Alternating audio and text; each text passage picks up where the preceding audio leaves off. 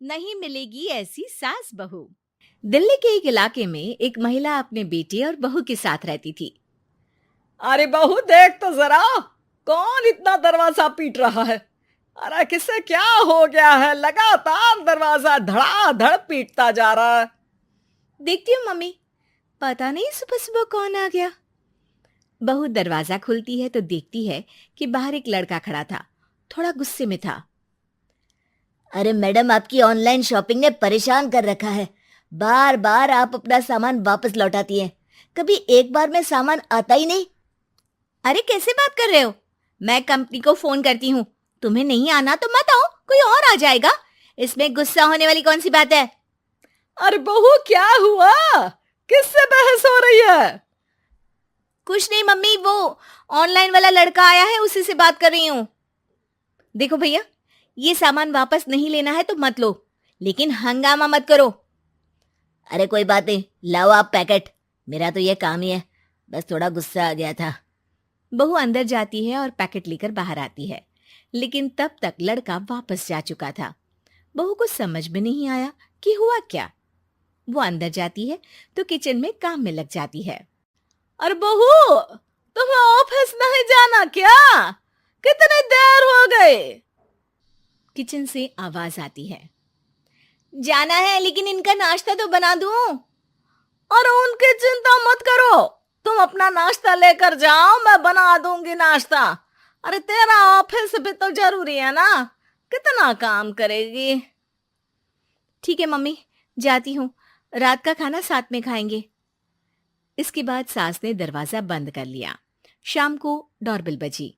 सास को लगा कि बहू ऑफिस से लौट आई है, लेकिन दरवाजा खोलते ही सामने एक पुलिस वाला है। राहुल यानी कि उसके बेटे ने उससे पूछा, कौन है माँ?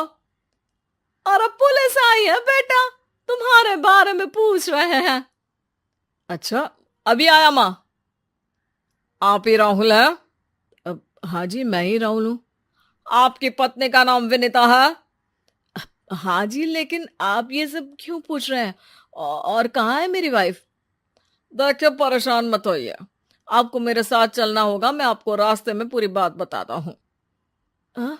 मैं आपके साथ थाने क्यों चलूं? कोई क्रिमिनल थोड़ी ना हूं मैं।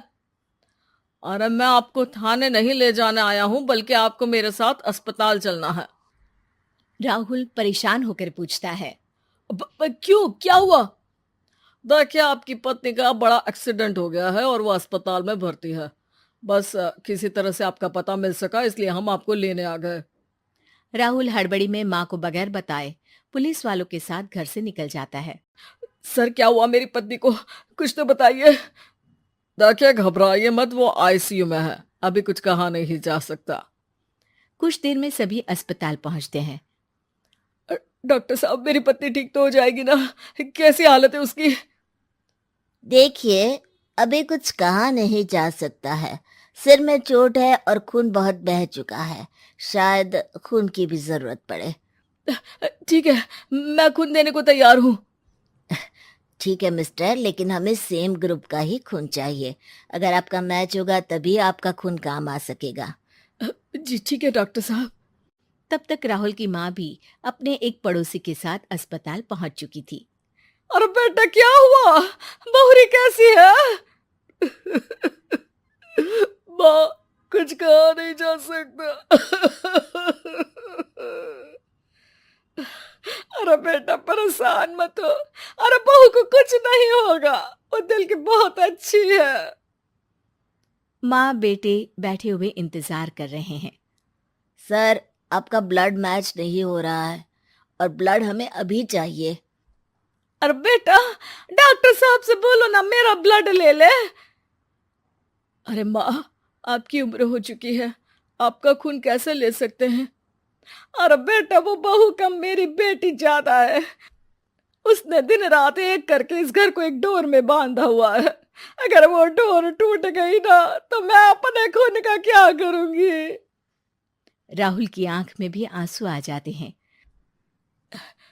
ठीक है डॉक्टर साहब, माँ का भी ब्लड टेस्ट कर लीजिए। अगर मैच हो गया तो ठीक है, नहीं तो किसी और को फोन करता हूँ। डॉक्टर ने तुरंत ब्लड सैंपल लेकर भेज दिया। कुछ देर बाद माँ जी का ब्लड ग्रुप मैच कर गया है पेशेंट से। माँ जी तैयार है ना? माँ, क्या सोच रही हो?